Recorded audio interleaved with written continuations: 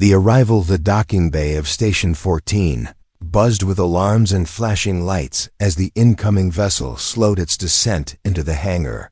Workers backed away. Security officers raised their weapons but took no steps forward. Everyone knew what ship this was. The markings on the hull matched no fleet. The smooth black metal shimmered like a shadow beneath stars. Only one species used ships like this. Only one name was whispered in fear across sectors. From the ramp walked a tall figure in sleek armor, silver layered over deep blue. She moved with purpose, silent as if her footsteps refused to echo. Her skin glowed with a faint violet tone under the station lights. Her hair, silver like frozen starlight, flowed behind her. Her face unreadable, cold, eyes sharp. Watching everything. Beside her walked something else. The creature was twice the size of a man, its body armored with natural black plating that shimmered with a dull red pulse. Its movements were heavy but fast. 4 legs carried it forward with the grace of a predator. 2 additional limbs folded along its back, ready to strike if needed. Its eyes burned with golden fire, and every time it growled, a wave of fear spread through the air like poison. People scattered. Even trained guards backed against the walls. Not one dared speak. Not one tried to welcome the visitor. This was Lyra of the Asenth, a warrior from a distant world. She was known for ending wars without speaking a word. Her pet, called Gore, by few who lived to remember, had ripped through ships and squadrons like paper. But one man did not run. Tom stood by a repair console near the far end of the hangar. His uniform marked him as a mechanic, his hands stained from grease and wires. He watched the alien girl approach. Watched the beast walk beside her. His heart beat fast, but not from fear. He had read about her kind. He had seen hollow videos of what that creature could do. But now, looking at her face, he saw something else. She looked tired, not weak, not broken. Just tired. As she passed, Gore's head snapped toward him. The creature stopped. Its claws clicked on the metal floor. A deep growl rose from its chest, low like thunder hiding behind clouds. Its golden eyes locked onto Tom. Still, he did not move. He raised both hands, slow and steady, showing no threat. His voice was calm as he spoke, careful with every word. "You must be hungry carrying that much weight around all day." Strange silence followed. Then the growl stopped. Lyra turned to look at Tom, her face unreadable. Her eyes studied him like a puzzle. People behind walls watched with breath held tight. They waited for Gore to lunge, for the floor to shake, for blood to spill. None came. Instead, Lyra tilted her head. She stepped toward him. Her voice was smooth and sharp like glass. "Do humans speak to monsters as if they are pets?" Tom nodded with a small grin only. "If the monster has ears and a temper." Lyra's eyes narrowed, not with anger, but with something close to curiosity. She walked forward again. Gore followed. But as he passed Tom, the beast did not growl again. Only watched. Tom watched them walk deeper into the station. Later that day, Lyra's ship was scheduled for urgent repair. She entered the mechanic bay with a silence that froze every tool in hand. Engineers froze mid-task. None approached. Only Tom stepped forward, wiping his hands on a cloth. "System scan shows damage to your starboard stabilizer coil." Lyra gave a nod. "Can you fix it?" Tom glanced at the diagnostic panel. "Yes, but I need access inside the housing under the lower wing. You'll need to move Gore if he's guarding that area." Lyra looked behind her. Gore stood like a statue beside the wing. His chest rose slow with breath. His eyes locked on Tom again. "Their words were simple but heavy." Tom walked forward, slow, careful, no sudden moves. Each step brought him closer to the creature with armor like obsidian and breath like fire. Gore did not growl this time. He watched, studied. Tom reached down to open the panel. The beast sniffed the air, then stepped aside. Just one step. Lyra watched with a strange expression. Her hands rested lightly on her belt, not near her weapon. Just watching by evening, the ship was half repaired. Tom worked with steady hands. Lyra stood near him. Gore never moved far from her shadow. Tom broke the silence again. "You're not what I expected." Lyra raised a brow. "What? Did you expect a warlord with a beast on a chain?" She looked at Gore, then at Tommy. "Do not chain family." The way she said it held weight. Tom nodded once. "Makes sense." Now she turned back to the ship. But something in her voice softened. "Go see only the beast, not the one who walks beside it." Tom smiled. "I see both behind them." Gore made a low rumble, but didn't move. His eyes blinked slow. Calm. Something had shifted, and on that quiet night, beneath the cold lights of a floating station, 3 lives that were never meant to meet had taken the first step toward something no one could explain. Not finite power, but connection, and everything was about to change. Unlikely bond. The next day, quiet whispers moved through the hallways of Station 14. Crew members leaned close to share the same strange sentence again and again. A human spoke to the beast. A human touched the creature and lived. Some said it was a lie. Others said they had seen it. No one believed it fully until they saw the mechanic walk again beside the alien girl without fear. Tom moved through the repair bay with his usual steps, calm, focused, as if yesterday had not happened. As if he had not stared into the glowing eyes of something built for war. Tools in his belt, cloth over his shoulder, grease on his fingers. He reached for wires and pipes with steady hands. Then the door opened again. Lyra stood there without speaking. She entered the bay with slow steps. Her armor shimmered under the station lights. Her eyes locked onto Tom. Behind her walked Gore. The beast moved with a grace that was both heavy and silent. No one else dared breathe near him. Tom looked up and gave a simple nod back again. So soon Lyra walked toward him without hesitation. "Your repairs yesterday held, but the upper navigation relay is still damaged." Tom gestured to a nearby workbench. "We'll need the panel removed before I can test the circuit." Lyra did not call her crew. She moved to the ship herself. Her hands moved across the surface and the panel clicked open. She turned back to Tom and stepped aside. He moved close again. Gore stood nearby, close enough to strike, close enough to kill. But the beast only watched. Tom crouched near the relay, checking the wiring. His voice calm as always. "Your systems are old for a ship that knew." Lyra gave a small answer. "Custom built. Rebuilt many times. Battle damage mostly." Tom glanced up at her.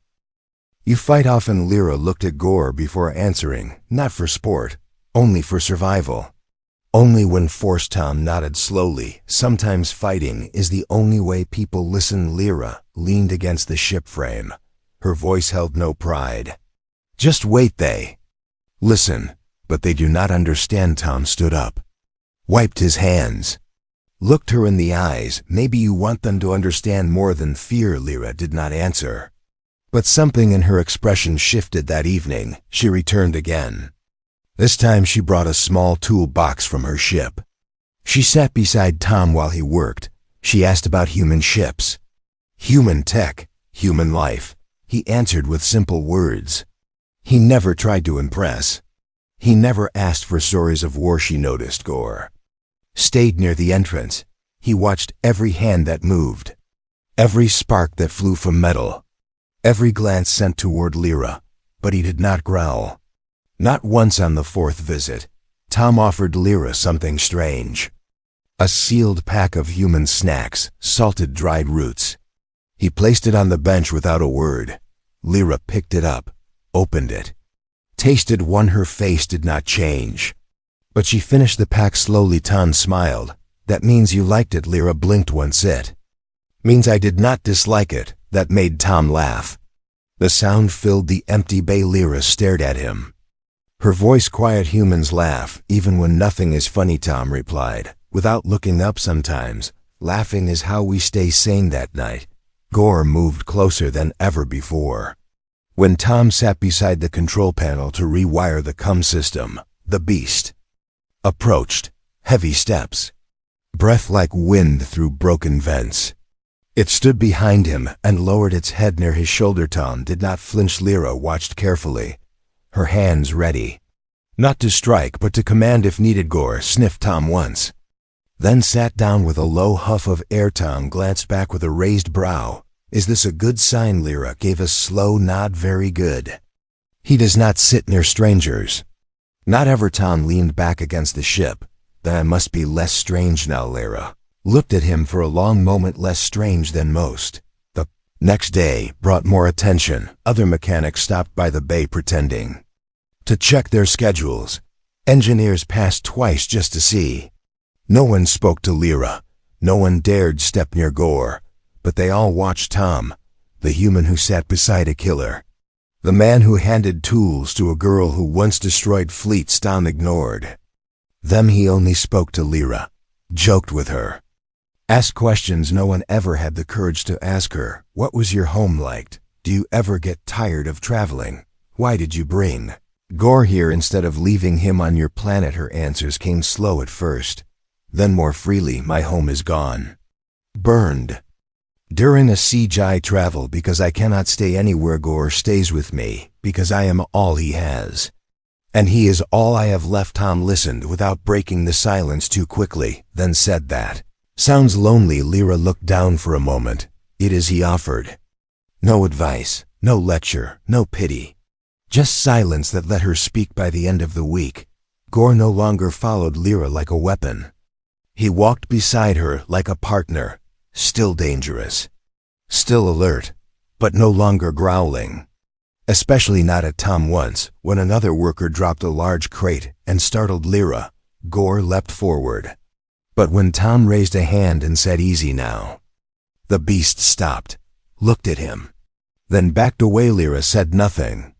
But later, her voice had a strange softness. He listens to you. Tom shrugged. Maybe he just respects good manners. She gave a rare hint of a smile. Or maybe he sees what I see. Tom tilted his head. And what's that? Lyra's voice was quiet. Someone who does not fear what others refuse to understand. That night, they sat outside the ship under the glow of the stars through the ceiling glass.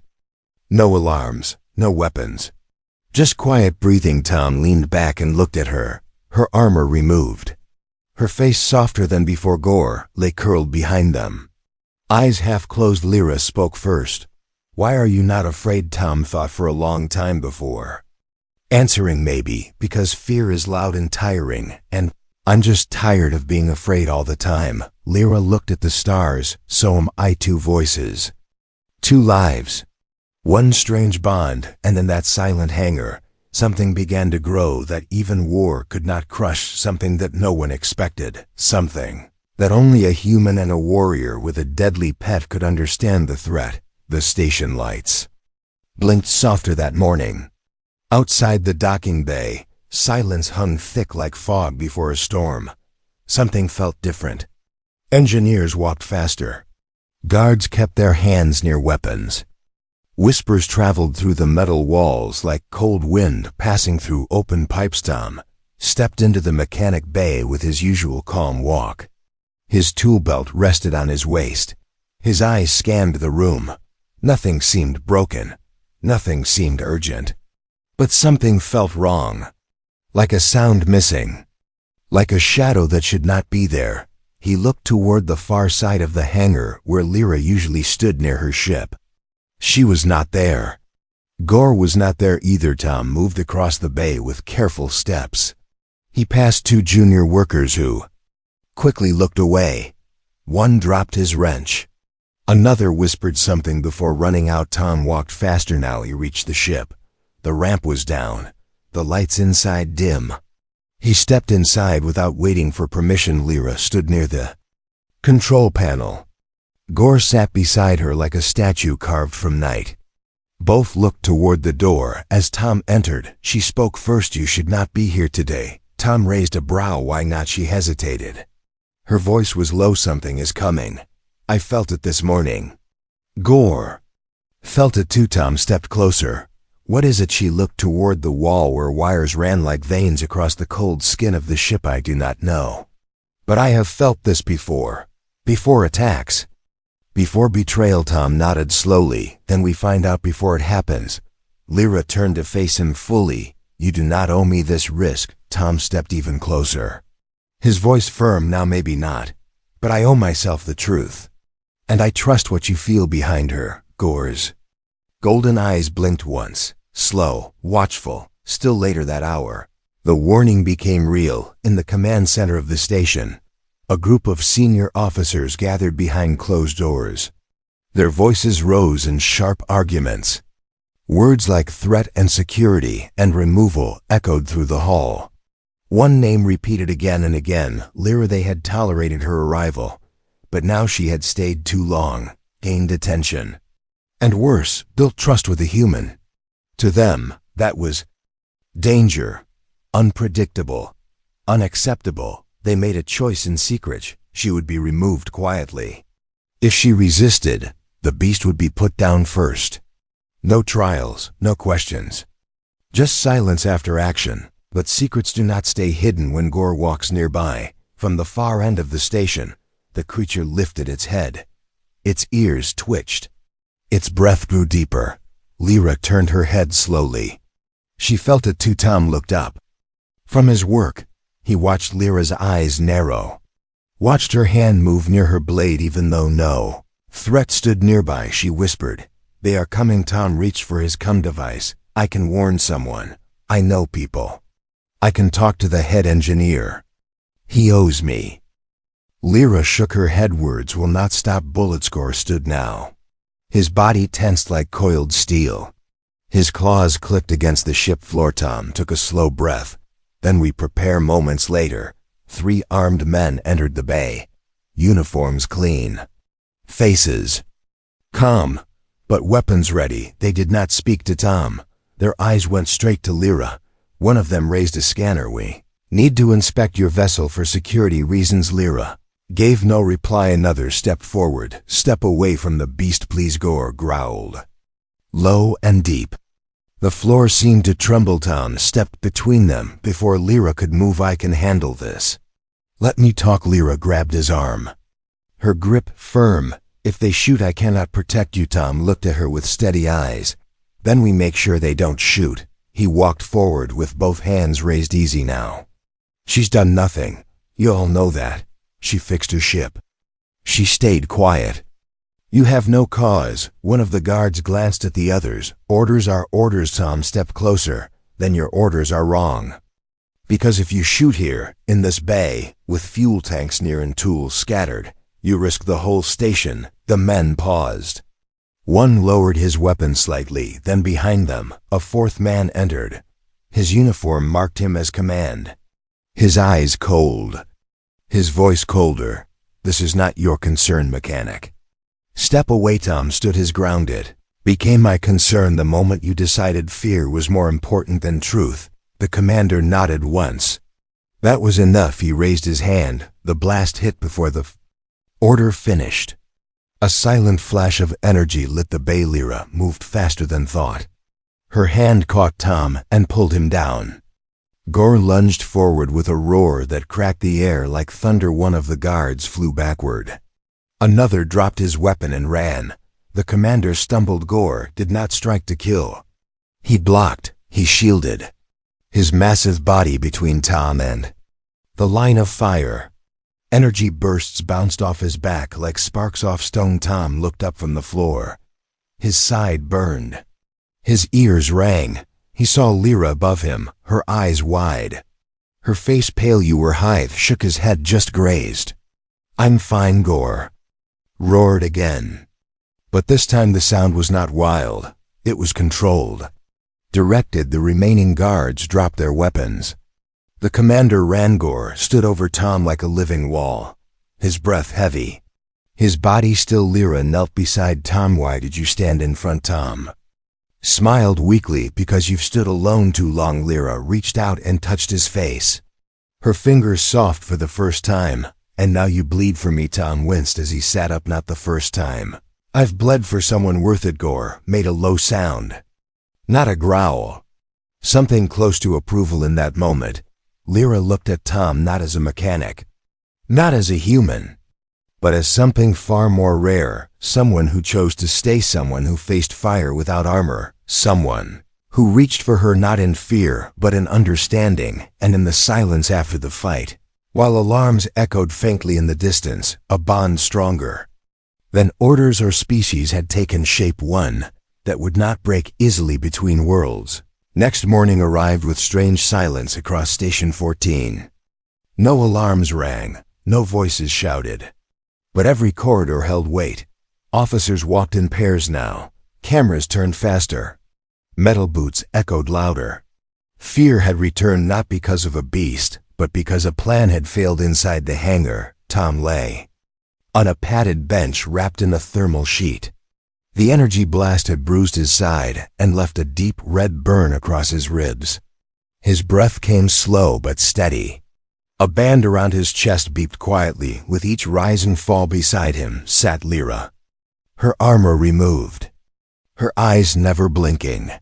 She watched his face like it held the answers to every question her people never asked. She touched a small cloth to his arm where dried blood had cracked the skin. Her hands moved with care no warrior was trained to. Give across the room. Gore paced near the ship.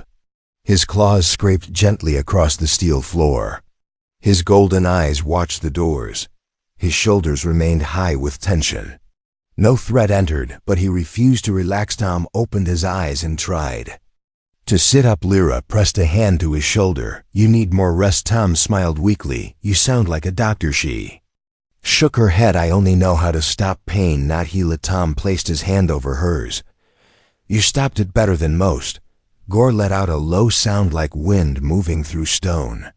Lyra looked toward him. He has not slept. He waits for more danger. Tom nodded. Slowly, he knows they are not finished. Lyra stood and walked toward the ship console. Her fingers moved across the screen. A quiet hum filled the room as the engines began warm up. Tom watched her. What are you doing? She looked back. Once I am leaving. With you if you come. Without you if you choose to stay. Tom pushed himself up with a wince. They will hunt you if you run. Lyra's voice was calm. They will hunt me if I stay. Tom took a breath. Then I come with you. Lyra turned fully. Now you would leave your planet, your kind, your people for me. Tom stood now, barely. His legs shook, but his voice did not. He already did when I stepped between you and that blast. She walked to him slowly, her steps soft like stars drifting through space, her voice barely above a whisper. And if we are chased to the edge of every map, if we find no place to land, no place to rest, what then? Tom looked into her eyes. Then we fly further. Gore stepped closer now. His massive form stood beside both of them. He let out a deep rumble, then lowered his head toward Tom. Tom raised a hand and placed it gently on the beast's forehead. Gore closed his eyes for a moment, then pulled back and walked toward the ramp. Lyra nodded once. Then we go. They loaded supplies into the ship. No crew helped. No guards stopped them, but eyes watched from every shadow. Some curious, some afraid, some full of quiet respect. As the ship doors began to close, a voice called out from the far side of the bay. Wait. Lyra turned with her weapon half drawn.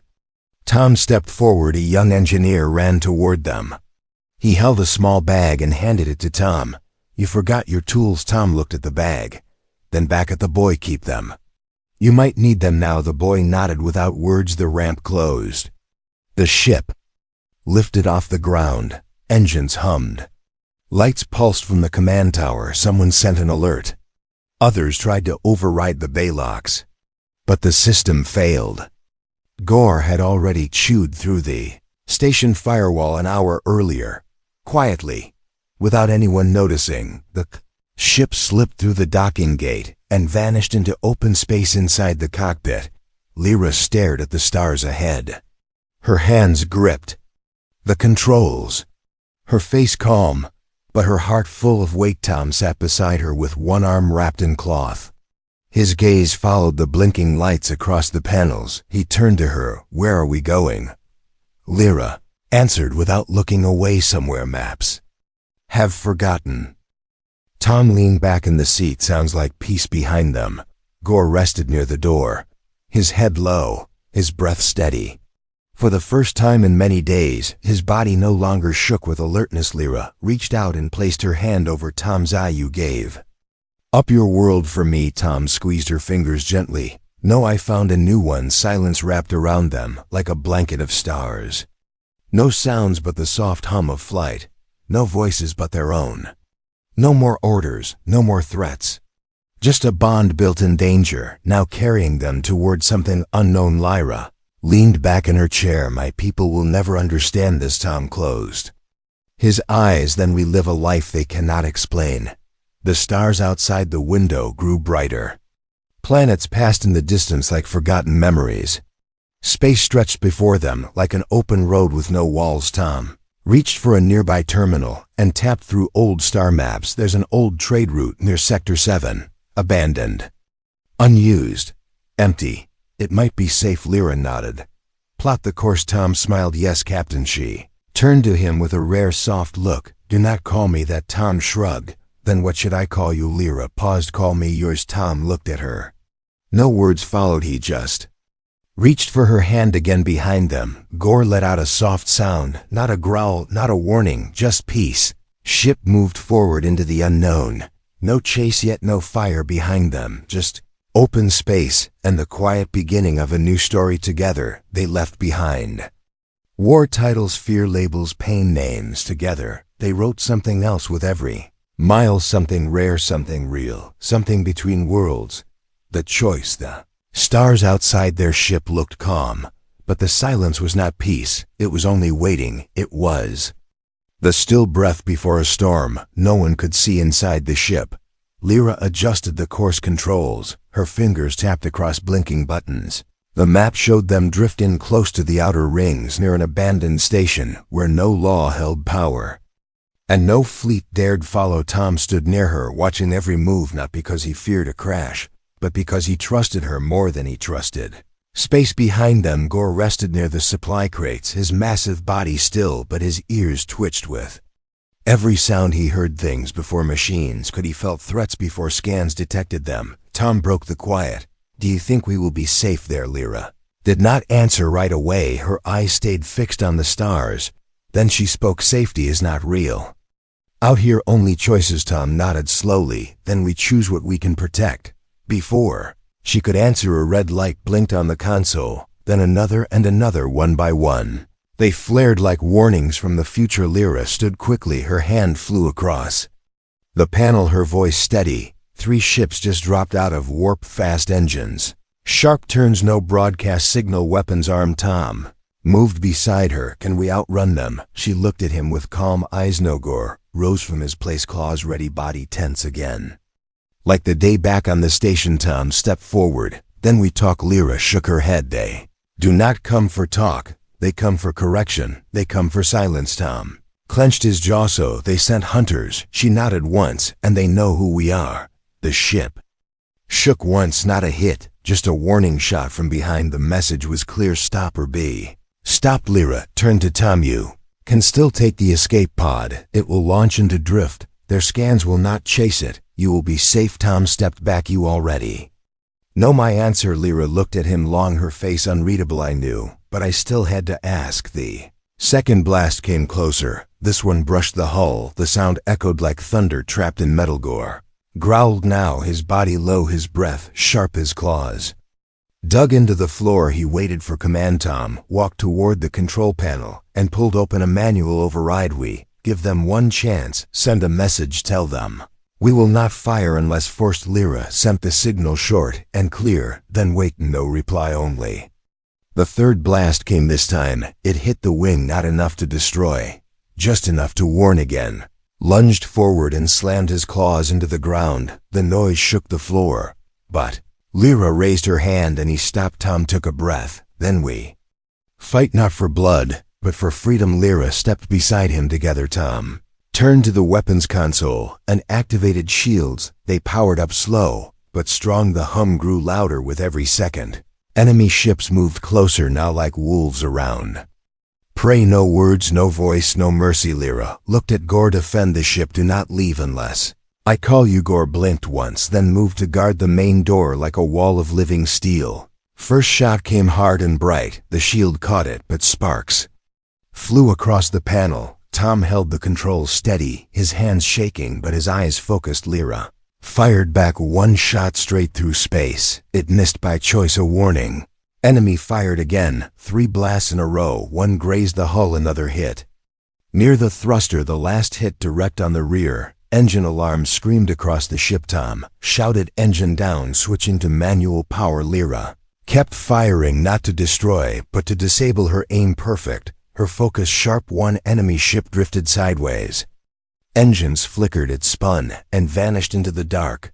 The second moved fast behind them, trying to flank. Lyra pulled the ship into a turn, so sharp gravity failed. Tom floated for a second before grabbing a handle. The third ship fired again, this time toward the front. Before the blast could land, Gore moved. The beast slammed a claw into the emergency panel and forced a power reroute. The shield surged in front and caught the blast. Tom looked back. Did he just save us? Lyra answered without turning.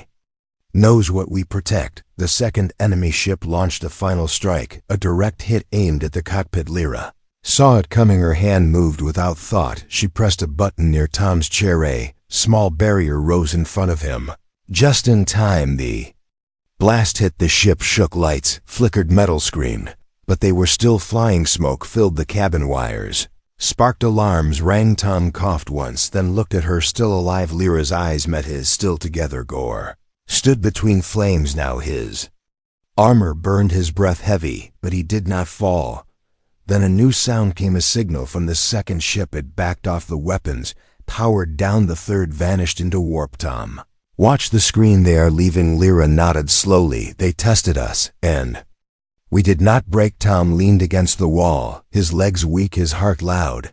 Then we made our choice. Lyra stepped toward him, her voice quiet. Now we chose each other. Tom reached out and took her hand. No fear, now no chains, just us behind them. Gore limped toward his place near the wall and curled up with slow breath. The fire dimmed, the smoke cleared.